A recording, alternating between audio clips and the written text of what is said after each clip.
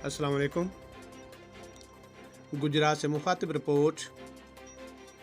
इंसानी स्मगलिंग जुर्म भी है और जुल्म भी। बेरोज़गारी से सताए और खुशहाल मुस्तकबिल के ख्वाबों की ताबीर के लिए नौजवानों को डंकी की तरगीब दी जाती है और कम खर्च पर यूरोप पहुँचाने के चक्कर में इंसानी स्मगलर ज़ाती लालच और तमा की खातर नौजवानों से भारी रकम वसूल कर लेते हैं और बाज़ औक़ात नौजवानों की ज़िंदगी भी छीन लेते हैं। वरासा लवाहिकीन अपनी ज़िंदगी भर बेटे भाई का इंतज़ार करते रहते हैं जो कि बेसुध।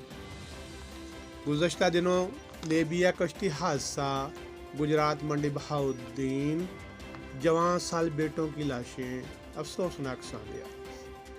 FIA गुजरात मुतहर्रक हुई और इंसानी स्मगलिंग के मुल्ज़मान को ट्रेस करके गिरफ्तार किया।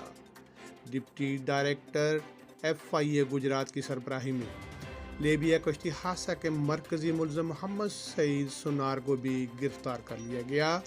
मुल्ज़म मोहम्मद सईद सुनार लेबिया कश्ती डूबने की वजह से होने वाली मुतअद्दिद अमवात में इंतहाई मतलूब मुल्ज़म था। FIA में 12 मुकदमात में मतलूब था।